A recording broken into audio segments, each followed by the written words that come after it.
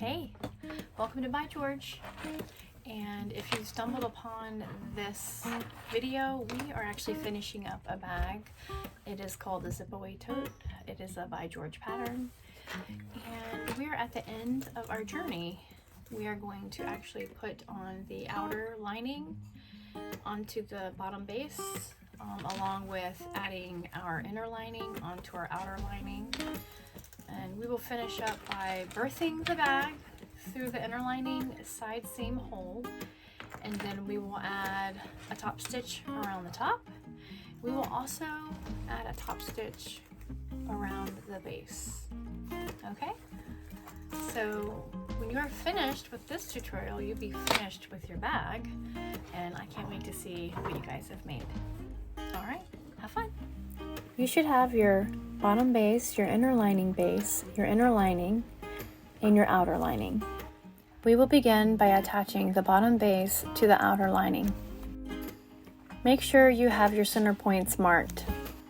If you have transferred the markings from your pattern, you will have quarter markings on your bottom base. Make sure your bottom base and your outer lining panel pieces are right sides together. Match the side seams of your outer lining panels to the quarter marks on your bottom base. Now match your center markings from your outside lining panels to the center markings on your bottom base.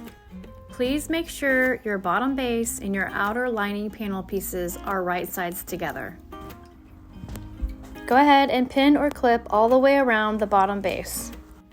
The outer lining panel piece should fit snug against the bottom base. If you want to, you can snip around the corners to make sure that everything lays nicely. Keep the corner snips very small, less than 1/4 inch. If the snips or cuts are longer than that, then they may get into the seam allowance. Now sew your lining to your bottom base. Keep your zipper pocket or your slip pocket out of the way. This is the best time to use your stiletto around the corners to hold your fabric in place while you're stitching. After you are done stitching your outer lining panels to your base, go ahead and double check all of your corners to make sure that the fabric was caught properly. Now we're going to use the same steps and attach the inner lining base with the inner lining pieces. Mark the quarter points on your inner lining base. Then go ahead and attach your inner lining pieces to your inner lining base at the quarter markings. Pin or clip the remainder of the bottom base to the inner lining panel pieces. When the quarter points are matched up, then the pieces should fit nicely together. Use as many clips as you need to secure the pieces in place. When you are finished clipping, take it to the sewing machine and sew a 3/8 inch seam allowance around the edge. Now take your pinking shears and trim your seam allowance down to approximately 1/4 inch. If you don't have pinking shears, go ahead and use your regular scissors to trim your seam allowance. Now it's time to put on our straps. You guys, we are so close. Go ahead and grab your 2 straps and your outer portion of your bag. Turn your bag to where it is facing right side out. Each side panel should have a center mark. Make additional markings at 3 inches on each side of the center mark on both panels. Place your strap just to the outside of the markings. Make sure that your strap is not twisted. The raw edge of the strap should be flush with the raw edge of the side of the bag. Repeat with the other strap. At the sewing machine, secure your straps in place. Go over the strap placement 2 or 3 times to make sure it is secure. Now it's time to add your inner lining to the outside of the bag. It is important to note that the main outer panel and bottom base should be facing right sides out. Place the outer main inside the inner lining pieces. These 2 pieces should be right sides together. Line up your seams and your center markings. Pin or clip the rest of the top of the bag in place. Now sew the top of the bag with a 1/2 inch seam allowance. Trim your seam allowance to 1/4 of an inch with a pair of pinking shears or your regular scissors. Now it's time for a little magic. Remember that opening that we left in the side seam of the inner lining?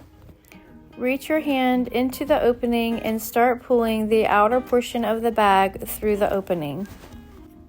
Continue pulling the bag through the opening until it is all the way through. We are almost done. Look at there. Now use your iron and press really well. And close up the side seam that you pulled your bag through. I have added a tag in this side seam. Now tuck your lining inside of your bag and take a moment to admire your handiwork. Once you have your lining inside your bag, take it to your iron and press along the top.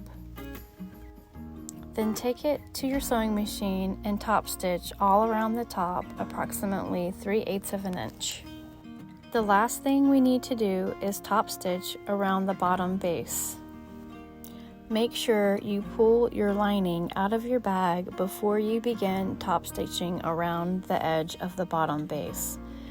When you are top stitching, you will also include your outer panels. Keep in mind, top stitching is an option. It does provide a clean look and helps the zipper to lay nicely. Now, let's tuck in the inner lining inside the bag and let's practice folding the bag up. Take a few minutes to practice different methods of folding and tucking the bag until it fits nicely into the zipper.